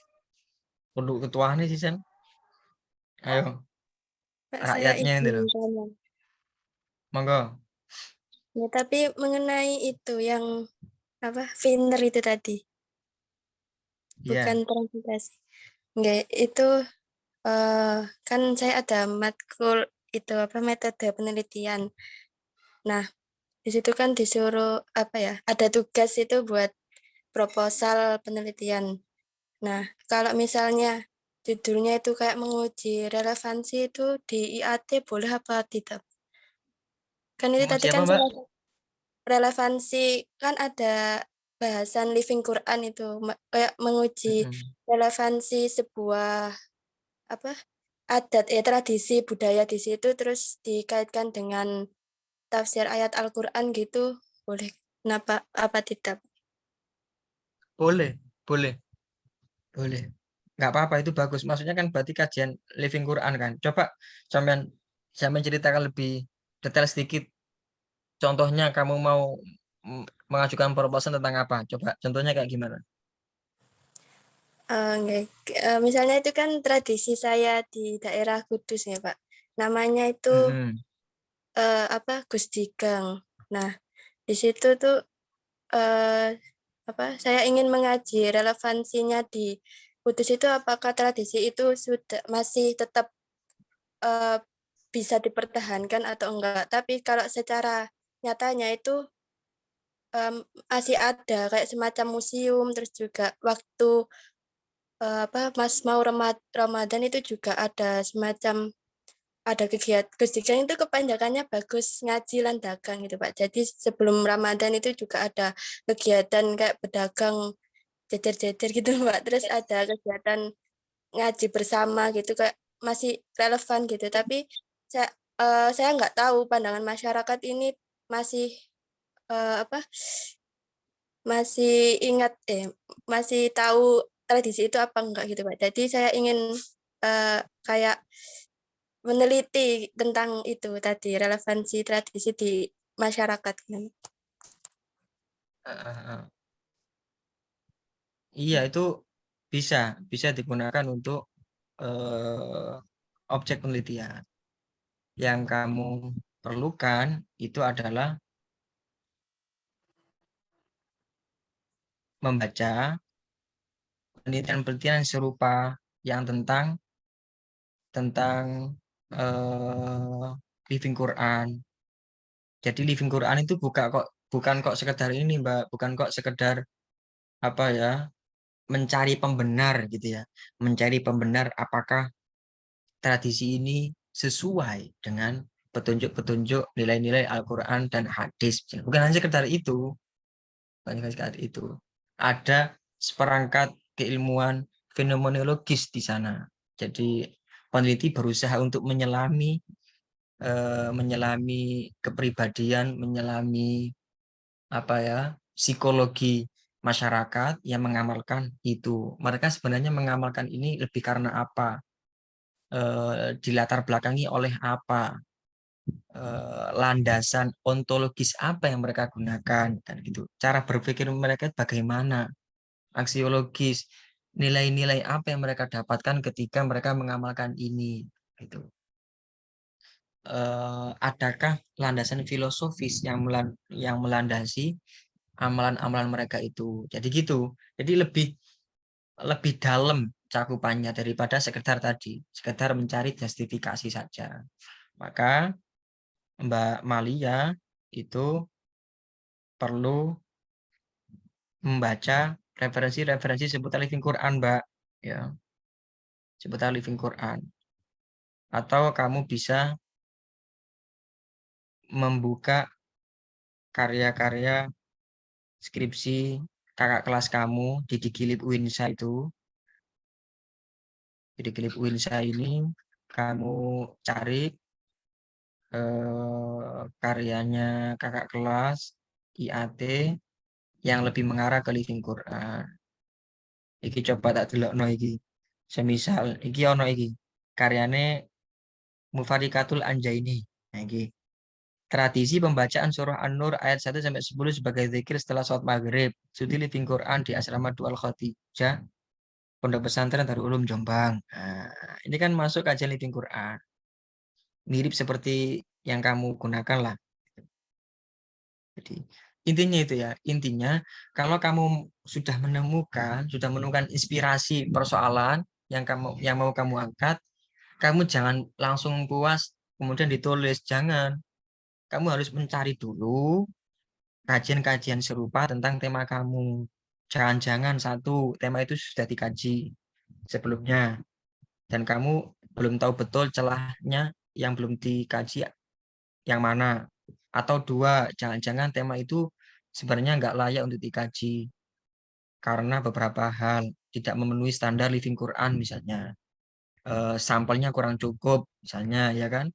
Atau tidak tersedianya tokoh-tokoh yang representatif untuk kita jadikan sebagai objek wawancara gitu. Jadi intinya jangan gegabah ya ketika sudah mendapatkan topik penelitian. Jadi perlu baca-baca dulu, banyak-banyak baca dulu. Ya, sama lah seperti tadi Mbak Novita tadi. Sudah nemu tema globalnya Muhammad Farid Wajidi dengan karyanya Al-Mushaf Al-Muyassar. Tentu nggak kemudian langsung ujuk-ujuk nulis proposal, tapi baca-baca sih hal-hal atau penelitian-penelitian terdahulu terkait beliau. Plus informasi-informasi sumber-sumber terkait beliau. Ya, ini apakah belum pernah ada yang meneliti? Kalau sudah ada yang pernah meneliti, letak penelitian saya dengan penelitian-penelitian sebelumnya itu di mana? Gitu. Perbedaannya di mana? Kebaruannya di mana? Begitu ya, teman-teman.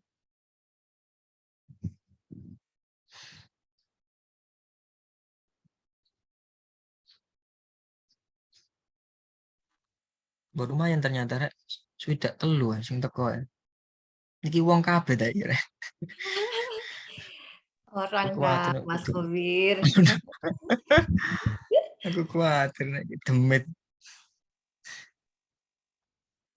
Oh ya, Pak, saya ingin tanya lagi. Monggo.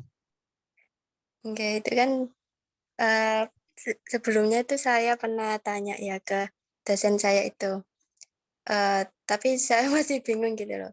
Kan apakah harus gimana ya? Kan misalnya tradisi Gus Tigeng itu tadi kan kalau di dalam Al-Qur'an secara langsung kan memang tidak ada gitu, tapi adanya kayak kayak dipisah gitu, ada perintah tentang ngaji sama berdagang. Nah, itu kalau di dalam lingkup ruang IAT itu menggunakan 2 ayat itu apakah boleh atau tidak? Boleh, Mbak. Boleh. Teman-teman perlu membaca-baca lagi tentang teori tafsir, tematik, eh, tafsir mukoron, komparatif. Ya. Boleh. Bahkan bukannya boleh, tapi niscaya. Ya, niscaya. Kenapa? Karena Al-Quran itu yufasiru ba'duhu ba'don. Nah, Quran itu saling menafsirkan satu dengan yang lain. Jika Mbak Malia pengen mengkaji surah Al-Kafirun misalnya, eh, karena adanya fenomena panggilan kepada non-muslim itu, larangan memanggil non-muslim dengan kafir, yang sempat ibu kapan hari dulu. Nah, akhirnya Mbak Malia mau mengkaji surah Al-Kafirun ini misalnya dengan pendekatan semiotik. Maka mau nggak mau kan harus menelaah juga ayat-ayat lain yang bernada sama, kan itu bernada sama dengan surah Al-Kafirun. Termasuk menelaah munasabah keterkaitan ayat ini, surah ini dengan surah setelahnya dan sebelumnya. Jadi bukan hanya boleh, Mbak ya, tapi niscaya. Niscaya. Jadi itu keniscayaan pembacaan holistik, bukan atomistik atau parsialistik. Jadi pembacaan Al-Quran yang sifatnya parsial, hanya satu ayat saja, kan gitu. Gitu, Mbak.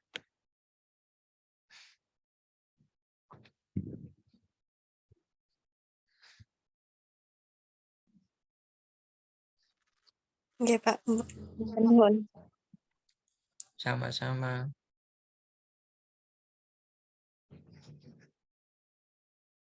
Kok peteng nur ya? Iki moderatornya peteng, ketuanya peteng, piye lho. Iya, Mbak Novita, ini dilanjut. Gimana ini moderatornya? Ini kamera saya, Pak, Maaf, yang nggak bisa bawaan terang, Pak. dia bawaan laptopnya Ustaz, jadi burem-burem. Iya, semuanya kok kelihatan hitam ya. Wih, Mas Faiz baru bangun tidur. Iya rek Kang Galon iki padang dhewe iki. Faiz siapa? Kang Galon iki lho, Bu. Siapa? Oh, ya Allah, Mas Faiz. Selamat datang, Mas Faiz.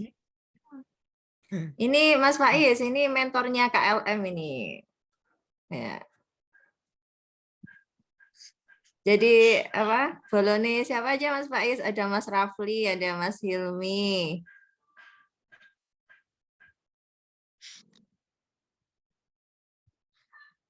Asabiqunal awalun niki Bu nggih. Iya, ini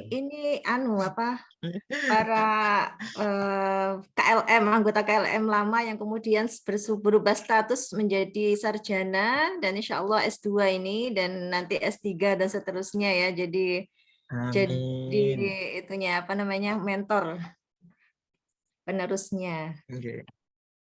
Rapi sik sing penting, Bu. Oh iya. Iya Mas Faiz. Ditunggu ya undangannya. Masih lama, Bu. Oh, masih lama. Ustadz Khobir niki memang. Ya Allah, alhamdulillah. Oke, monggo dilanjut. Mungkin ada yang bertanya lagi. Saya izin bertanya. Monggo sapa iki sing ngomong iki? Oh, Mbak Nur Hidayati. Monggo, Mbak. On cam dong, Mbak. Nggih. Izin bertanya terkait gap penelitian, Ustadz. Nah, misalnya kita udah mencari sebisa kita, menelusuri penelitian-penelitian yang terkait gitu. Tapi ternyata ada yang nggak terdeteksi gitu. Sedangkan kita sudah kayak mengajukan proposal misalnya. Soalnya kan ada beberapa kayak penelitian kayak skripsi gitu yang nggak bisa dibuka gitu. Jadi kayak cuma ada di website judulnya tapi kita nggak bisa membuka lebih lanjut gitu. Gimana ya Ustaz kalau kayak gitu? Maksudnya cara biar kita benar-benar tahu penelitian yang kita akan teliti ini benar-benar belum diteliti sebelumnya gitu Ustaz. Terima kasih. Ini Mbak, cara paling enak itu langsung deteksi ke sumber awalnya primernya. Jangan cari di sumber sekunder. Misalnya Google Scholar, ya nggak akan ketemu. Google Scholar mungkin hanya memunculkan nama-nama nama-nama yang berkaitan, topik-topik yang berkaitan dengan penelitian sampean, tapi sampean nggak bisa mendeteksi lebih lanjut isinya seperti apa. Memang dalam beberapa kasus ada karya-karya yang tidak bisa kita akses sepenuhnya, seperti skripsi, disertasi, tesisnya UIN Suka, termasuk juga UIN Syarif Hidayatullah Jakarta, termasuk juga UGM. Itu kan nggak bisa kita akses, tapi kita bisa mengakses paling tidak abstraknya. Nah, dari abstrak inilah kemudian yang Mbak Nur Hidayati munculkan. Ya. Coba Mbak Nur Hidayati misalnya mau neliti tentang apa Mbak? Belum Ustaz, masih mikir-mikir. Ya, ojo dipikir-pikir toh Mbak, berarti woco-woco rek. Misalnya tentang tafsir apa emansipasi perempuan. Misalnya ya, emansipasi perempuan dalam tafsir fi Dhilal Quran, Said Kutub misalnya. Berarti nanti kan sampean mencari dua hal ini. Emansipasi perempuan dalam Al-Qur'an ya. Itu karya-karya terkait dengan hal ini itu apa saja. Kemudian yang kedua, karya-karya yang mengkaji Said Kutub itu apa saja. Tentu kamu munculkan yang terbaru dan kaitannya sangat dekat dengan topik penelitian ini gitu. Jadi tidak semuanya kamu munculkan tentunya ya. Yang dari situ nanti akan ketahuan, oh ternyata judul kamu, topik kamu itu benar-benar belum ada yang meneliti. Jadi langsung dicari ke sumber aslinya. Jadi kesulitan Mbaknya ketika mencari referensi yang berkaitan atau nggak bisa di-download misalnya, itu bisa diatasi dengan langsung merujuk ke sumber awalnya Mbak. Nah, gitu. Misalnya kamu nemukan satu jurnal, itu ternyata dari jurnal Nun misalnya, Nun. Ternyata kamu download nggak bisa, maka langsung saja kamu menuju ke website resmi jurnal Nun. Kamu cari judul yang kamu inginkan tadi itu. Nah, atau kalau masih nggak bisa, kamu bisa menggunakan Akademia, ya Akademia atau Ikira atau Science Hub. Tarudokno rek ya. Iki sakjane rodok gak oleh sakjane soalnya iki semi-semi ngehack. Sere. Nah, tak ya. Google Scholar. C.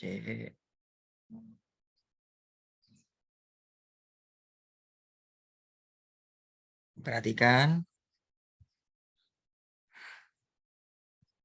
Sudah muncul apa belum ini?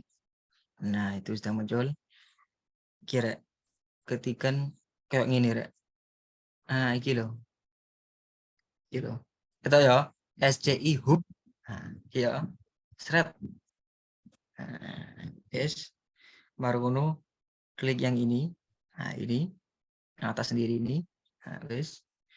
Kemudian kamu klik judulnya yang kamu inginkan di sini. judul atau doinya. Doinya. Kamu tahu doi ya? Gak ngerti doi nangan. Doi itu kayak si Nggih. tak buka no. Kayak orang sih gak ngerti. Si tak duduk norek. Engko aku kadung ngomong doi gak ngerti doi. Doi ku sing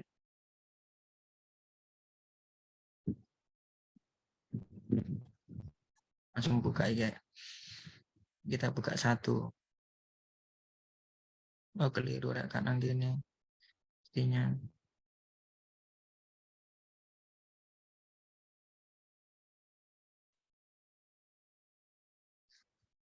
Nah ini loh. Ini loh rek. Ini misalnya pembakuan Rasul riwayat Abu Amr ada di dalam Mushaf Standar Indonesia. Nah, misalnya kita klik PDF ini nggak bisa, misalnya, maka doinya ini kamu copy, nah, copy, kemudian nanggone tadi itu yang saya tunjukkan tadi, SCI Hub ini, nah, sini, kemudian kamu enter, kamu paste, kemudian kamu open. Nah, kalau masih nggak bisa, berarti memang domainnya bermasalah. Doinya bermasalah. Tapi itu sebenarnya nggak apa-apa, asalkan kita tahu abstraknya kan gitu loh. Jadi di jurnal itu kalau sudah baca abstrak kan sudah ketahuan temuan dari artikel ini itu apa. Pun demikian dengan skripsi dikilip itu dikilip Win SBY, dikilip Win Suka, meskipun di Win Suka bab 3, bab 4 kan nggak bisa di-download. Nggak apa-apa. Tapi dari abstraknya kan kelihatan bahwa ini hasil penelitiannya apa. Sehingga membedakan dengan penelitian kamu. Gitu Mbak ya, Mbak Nur. Oke, Ustaz. Matur nuwun. Sama-sama. SCI Hub rek. Digawe buka-buka. Itu biasanya saya gunakan untuk buka-buka jurnal internasional ya. Yang biasanya ditutup itu.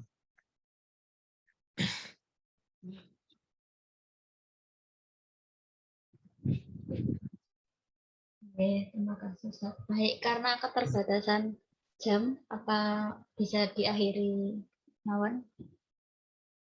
Enggak, Mbak. Oke.